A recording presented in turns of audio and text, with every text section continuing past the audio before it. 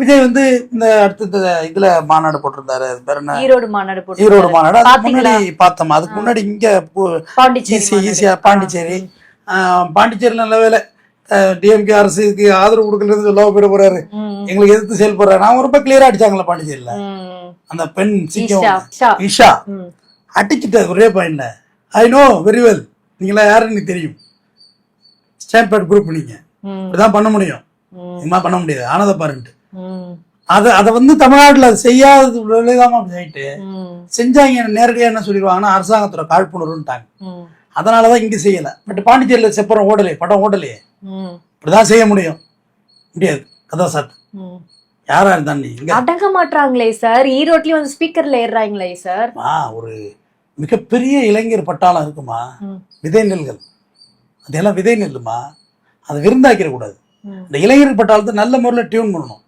உதாரணத்துக்கு ஒருத்தர் ஒரு ஸ்பீக்கர் பாக்ஸ் மேலே ஏறி இருக்காரு, இப்போ நான் ஒரு கட்சி தலைவர், சும்மா ஒரு இமேஜின் பண்ணிக்குவோம், கிரிட்டிசிசம் வேண்டாம், இமேஜினா சொல்றேன். நான் ஒரு கட்சி தலைவர், என் கட்சி தலைவர் நேரே நான் சத்தம் போடுற தலைவானா அதை உணர்ச்சி மிகுதியில செய்யறது தான். அப்போ நான் என்ன சொல்லணும், அவன் எந்த கட்சி, அவன் எந்த மாவட்டம்னு யாருக்கு மாவட்ட செயலருக்கு தெரியும், ஒன்றிய செயலருக்கு தெரியும், தெரிஞ்சாதான் கட்சி அது.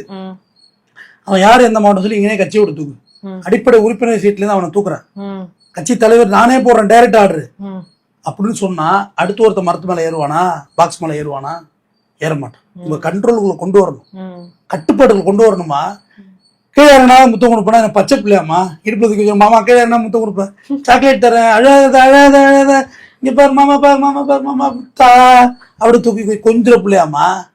ஓட்டு போடுற வயசு வந்துருச்சுல, பேசிக் சென்ஸ் வேண்டாம். பாக்ஸ் மேல இருக்கும் செத்து போனா அப்படி என்ன சார் வெறி இவங்களுக்கு? வெறி இருக்கட்டுமா, அது ஒருத்தரும் ஒரு வெறி, அவனுக்கு அந்த மாதிரி வெறி இருக்கட்டும். ஆனா நம்ம வெறியை வந்து டியூன் பண்ண தெரியணுமா. பாடம் கத்துக்காம இல்ல, 41 பேர் இருந்து பாடம் கத்துருக்காங்க. கத்த பிறகு அந்த வெறி அடங்கலாம் என்ன பண்ண முடியும். ஏறவனுக்கு தான் என்ன வெறி. வீட்டுல அவங்க அம்மா விளக்கமத்துல அடிச்சு அனுப்போண்டா, முன்னாடி அங்க போய் ஓர உண்டா நின்று வேடிக்கை பார்த்துட்டு வர்ற. கட்சிக்கு வர வேண்டாம், போக கூடாதுன்னு யாரும் சொல்லக்கூடாது. அரசியலுக்கு எல்லாரும் வரணும், குறிப்பா இளைஞர்கள் வரணும், இளைஞர்கள் வரணும், நண்பா நம்பிகள் என்னன்னு சொல்றாரு எல்லாம் வாங்க. அது நம்ம, நான் அவரோட அரசியல் என்னைக்குமே நான் கிரிட்டிசிசம் பண்ணது இல்லம்மா, அது யாருக்குமே என்ன ரைட்ஸ் இருக்கு, அது உங்க கட்சி. பட் உங்க இன்ஃப்ராஸ்ட்ரக்சரை பாக்குறேன், கீழே இறங்கினா முத்தம் கொடுப்பேன், அது எப்படி, அது என்ன லாஜிக்கு? அப்ப நாளைக்கு எல்லாரும் மரத்து மேல ஏறி முத்தம் கொடுங்க தலைவானா இறங்குவோம்னா என்ன செய்யுது?